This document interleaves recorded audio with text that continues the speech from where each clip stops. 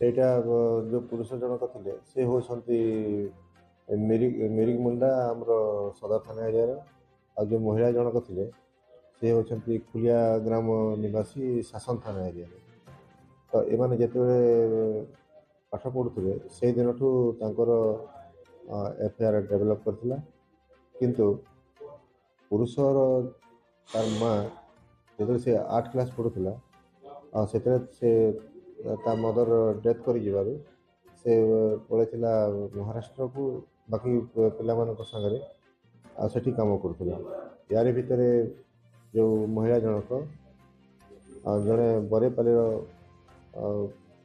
ଜଣକୁ ବାହା ହେଇ ପଡ଼ିଥିଲା। ଆଉ ତାର ଗୋଟେ ଏବେ 10-11 ବର୍ଷର ଗୋଟେ ଝିଅଟେ ବି ଅଛି। କିନ୍ତୁ ମହିଳାର ସ୍ୱାମୀ କିଛି ଦିନ ପରେ ବାହା ହେବାର କିଛି ଦିନ ପରେ ଆଉ ଗୋଟିଏ ଝିଅକୁ ଭଲ ପାଇ ସେ ତା ସାଙ୍ଗରେ ପଳେଇଗଲା। ତ ଏଇ ଯେଉଁ ମହିଳା ଜଣକ ତାଙ୍କ ଗାଁରେ ଏକୁଟିଆ ରହୁଥିଲେ ତାର ବାପା ମା ସାଙ୍ଗରେ ତାର ଭାଇମାନଙ୍କ ସାଙ୍ଗରେ। ଆଉ ତାଙ୍କର ବୟସ ପ୍ରାୟ 25-26 ହେବ। ଆଉ ପୁରୁଷ ଲୋକର ଏ ଯେଉଁ ଏ କେସ୍ରେ ଯେ ଇନଭଲ୍ଭ ଅଛନ୍ତି ତାଙ୍କର 28 ବର୍ଷ ହେବ। ସେ ମହାରାଷ୍ଟ୍ରରୁ ଫେରି ଏଠି ଶ୍ୟାମ ମେଟାଲିକ୍ସରେ କାମ କରନ୍ତି। କାଳକ୍ରମେ ଦୁଇ ଜଣଙ୍କ ସମ୍ପର୍କ ପୁଣି ହେଇଛି। ପୁରୁଣା ସ୍ମୃତିକୁ ମନେ କରିକି ସେମାନେ ପୁଣି ଗୋଟେ ଜାଗାରେ ରହିବା ପାଇଁ ଠିକ୍ କଲେ। ପ୍ରାୟ ବର୍ଷେ 1.5 ବର୍ଷ ହେଲା ସେମାନେ ଗୋଟେ ଜାଗାରେ ରେଙ୍ଗାଲିର ତାଳଭଟ୍ଟା ସାଲେଭଟ୍ଟାରେ ଭଡ଼ା ନେଇକି ରହୁଥିଲେ। ରହିବା ଭିତରେ ଯେତେବେଳେ ବର୍ଷେ 1.5 ବର୍ଷ ହେଇଗଲା କିଛି ଛୁଆ ପିଲା ହେଉନଥିଲା, ତ ପୁରୁଷର ତାର ମାଉସୀମାନେ ଯେତେବେଳେ ଆସନ୍ତି କି ମଉସାମାନେ ଆସନ୍ତି ତାଙ୍କର କିଛି ବନ୍ଧୁବାନ୍ଧବ ଆସନ୍ତି, ଛୁଆ ପିଲା ହେଇଥିଲେ ଏବେ ଭଲ ହେଇଥାନ୍ତା ତାକୁ କହନ୍ତି। ତ ସେ କହିବା ଭିତରେ ଏ ମହିଳା ଜଣକୁ ଟିକେ ଶକ୍ ଲାଗିଛି ଆଉ ସେ ଚେଷ୍ଟା କରିଛି କେମିତି ଗୋଟେ ଛୁଆଟେ ଆଣିବା ପାଇଁ। ତାରି ଭିତରେ ବି ସେ ପ୍ରେଗନେଣ୍ଟ ହେଇଥିଲା ଥରେ, କିନ୍ତୁ ସେ ପ୍ରେଗନେଣ୍ଟଟା ତାର ନଷ୍ଟ ହେଇଗଲା ପରେ ସେ ଘରେ ଆଉ କହିନି ଯେ ମୋ ଗର୍ଭାବସ୍ଥା ନଷ୍ଟ ହେଇଯାଇଛି କହିଛି।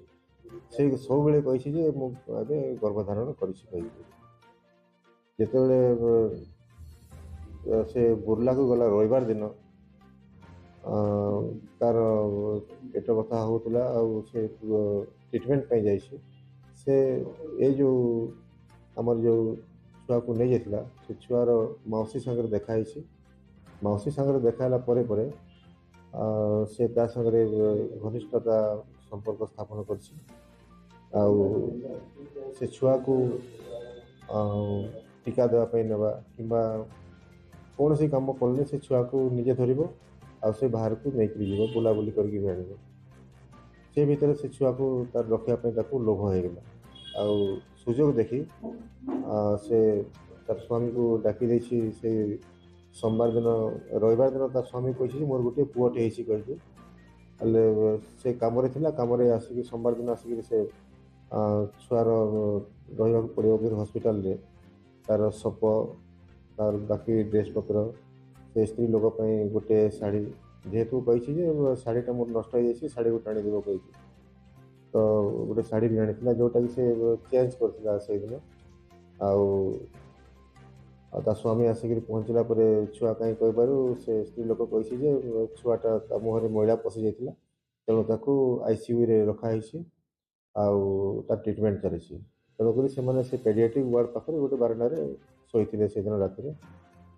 ଆଉ 26 ତାରିଖ ଦିନ ସୁଯୋଗ ଦେଖିକି ସେ ଛୁଆକୁ ନେଇକି ବାହାରି ଯାଇଛି ବାହାରକୁ, ଯେଉଁଟାକି ତା ସ୍ୱାମୀ ସାଙ୍ଗରେ ନେଇକରି ପଳେଇଲେ ତାଙ୍କ ଗାଁକୁ।